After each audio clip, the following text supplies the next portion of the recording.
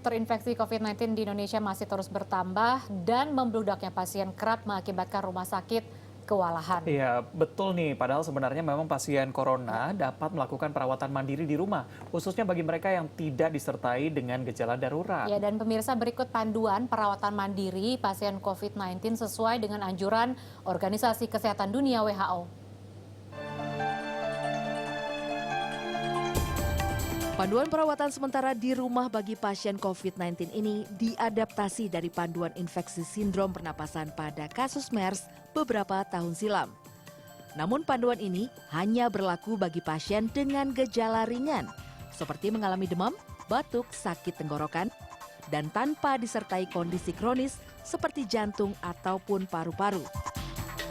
Anda di rumah, ya, self karantin di rumah Anda itu sangat penting.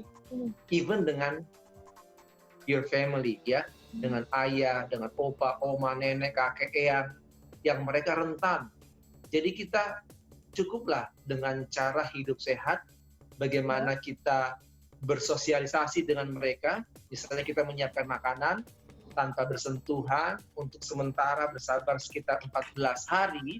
14 hari ini penting karena beberapa penelitian, beberapa pasien di luar negeri, di Italia setelah melewati masa inkubasi, dia zero.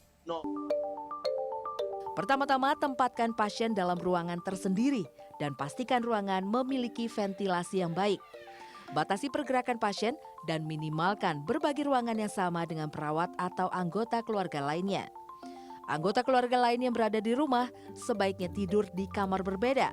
Dan jika tidak memungkinkan, maka selalu jaga jarak minimal 1 meter dari pasien. Batasi jumlah orang yang merawat pasien, pengunjung atau penjenguk tidak diperbolehkan sampai pasien sehat.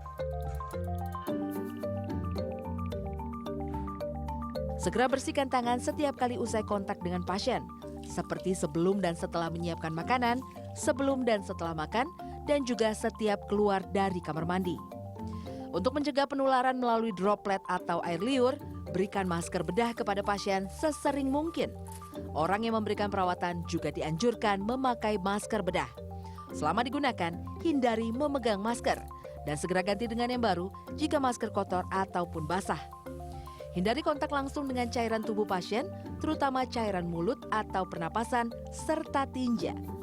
Selain masker, gunakan juga sarung tangan. Hindari menggunakan masker atau sarung tangan yang sudah terpakai. Pasien haruslah menggunakan spray dan alat makan sendiri atau tidak tercampur dengan anggota keluarga lainnya. Bersihkan permukaan di sekitar pasien termasuk toilet dan kamar mandi secara teratur. Bersihkan pakaian pasien seperti spray, handuk, dan lain-lain. Menggunakan deterjen baik mencuci dengan tangan atau mesin cuci di suhu air 60 hingga 90 derajat Celcius, lalu keringkan. Hindari kontak langsung kulit dan pakaian dengan bahan-bahan yang terkontaminasi. Sarung tangan, masker, atau bahan lainnya selama perawatan harus langsung dibuang ke tempat sampah.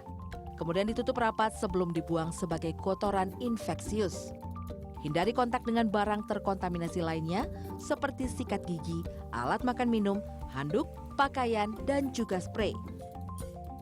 Ketika petugas kesehatan memberikan pelayanan kesehatan ke rumah, perhatikan APD dan mengikuti rekomendasi pencegahan penularan penyakit. Selama masa pemulihan, pasien tetap melakukan observasi diri sambil dievaluasi petugas kesehatan.